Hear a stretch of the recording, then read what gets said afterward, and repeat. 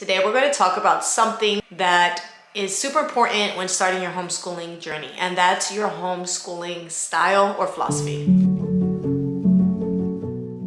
Hey guys, it's Bonnie from Mrs. Mom's Homeschool, and welcome back to my channel. And if you're new here, I make videos to help you on your homeschooling journey, so be sure to subscribe and hit the notification bell so you know when I post a new video. Also, if you're looking for a specific topic, grade, tip, check out my playlists. They are all categorized so that you can find what you're looking for very easily. Today I want to talk about homeschool styles and how to pick the one that works best for you and your family. Most of us have heard about learning styles. A learning style is how you take in information and how you learn the best. But what are your homeschooling styles? Well, it's like a buffet. There's a ton of different styles out there. So I'm going to talk about the main ones. We're just going to touch on the main ones. And if you're interested, you can do your Google research and find out more information about each category. The first one is classical education. Classical education is like a time-traveling adventure through history and literature. It's all about those foundational skills and diving deep into the classics. The classical education homeschooling method is focused on 3 learning stages: the grammar stage, the logic stage, and the rhetoric stage. In the grammar stage, your kids will be focused on absorbing facts, language, and basic concepts. There's an emphasis on memorization and developing foundational knowledge. In the logic stage, they are developing critical thinking skills, as well as logic and reasoning abilities. Students learn how to analyze information, make connections, and form arguments. In the rhetoric stage, your children will be focused on mastery of communication, persuasive writing, and public speaking. Students will learn to articulate their ideas eloquently. When you're doing classical education, you're also teaching classical subjects like Latin, literature, mathematics, history, and science. There is so much more to this method, and I encourage you to dive in yourself and get more details about it by Googling classical education or maybe going to the library and getting a book on it.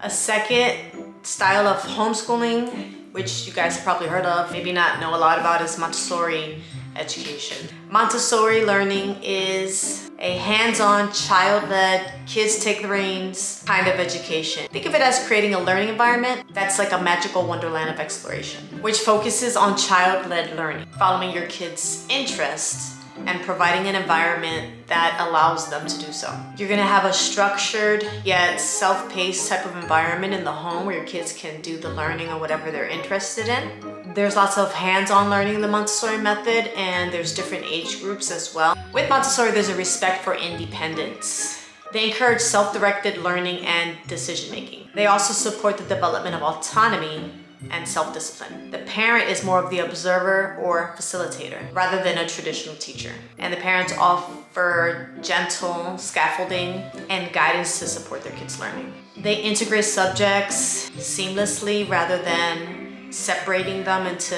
different categories. So basically, Montessori is focusing on the child-led learning, independence, exploration, and holistic development. Now we get into unschooling, the rebel of the group. Sounds a lot like Montessori homeschooling from the outside, but it's a lot less structured than Montessori homeschooling. Unschooling basically throws curriculum out of the window and it allows kids to learn from life itself. There's no set schedule, no set curriculum, no set subjects. Although some unschoolers might disagree with me, because I have seen some YouTube channels where they do a math curriculum and then they unschool the rest of their subjects. And but the basics of unschooling, from what the information that I have gathered, is just very relaxed. There's no school looking environment in the home at all. And it seems that kids spend a lot of time outdoors and learning and hands-on learning and things like that. The emphasis is on learning through real-life experiences rather than just with textbooks or traditional learning environments. So throughout the daily life, learning is integrated, which is kind of like that with all other homeschooling methods as well, but more so in unschooling through chores and tasks and playing outside, community involvements, personal projects, and kids have a high degree of autonomy in their learning. They have control over what, when, and how they learn. Unschoolers believe that learning happens naturally as you follow your child's leads and interests. Nature walks, living books, good habits. The Charlotte Mason approach is like a breath of fresh air. Charlotte Mason approach. Now this is probably, in my experience, one of the most popular of the homeschool approaches.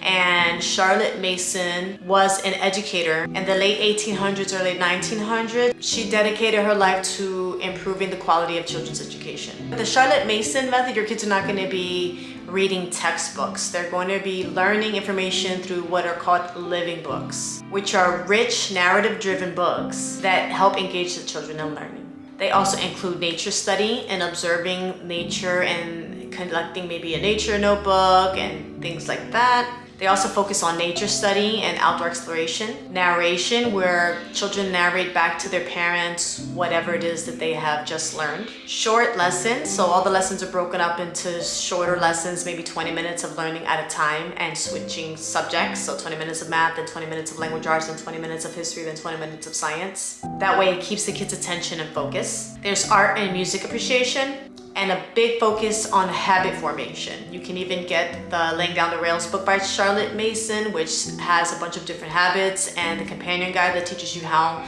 to implement these habits into your children. I'll post a link to those books in the description below. In the Charlotte Mason method, there's no formal schooling until the age of 6. Before 6, kids are just to play. And they also avoid what's called twaddle, which is anything that is shallow or oversimplified. They also integrate the subjects instead of isolating each subject, blending academics and the beauty of outdoors. Waldorf. If you're into arts and crafts and a touch of magic, Waldorf Education might be for you. It's all about nurturing the imagination and creativity of your little ones. It believes in a holistic education where you're developing the whole child, their mind, body, and spirit. There's nature-inspired learning, so lots of opportunities to be outdoors and incorporate that into your learning. There's lots of arts integration, including arts and crafts and music, painting, and drawing into all of the subjects. It follows a predictable daily rhythm, which provides a sense of security and stability. There's also a delayed academics where children are taught to focus on play before introducing formal academics. There is no early screen time, so they discourage use of screen time in young children especially. The focus is on imagination, handiwork, practical skills, community involvement, seasonal celebrations, and a limited use of textbooks. This actually sounds like a really beautiful way to homeschool, and I might integrate some of it into my own. And the last approach to homeschooling we're going to talk about is teaching through unit studies. So unit studies integrate multiple subjects under one theme: math, literature, writing, reading, which I guess is literature, science, art, all together while learning a single theme. So the subjects can be broad, like ancient Egypt, the solar system, dinosaurs, or specific themes like birds or World War II.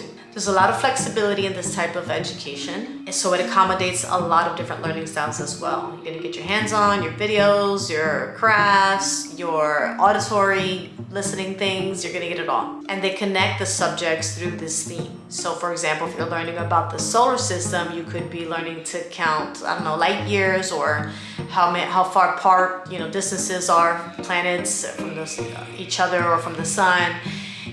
Your science, obviously. For history, you might be learning about the history of space travel or the history of space exploration. I guess that's the same thing.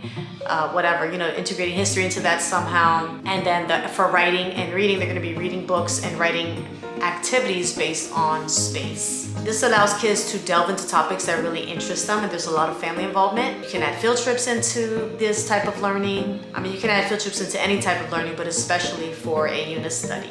It can also be adapted for different grade levels.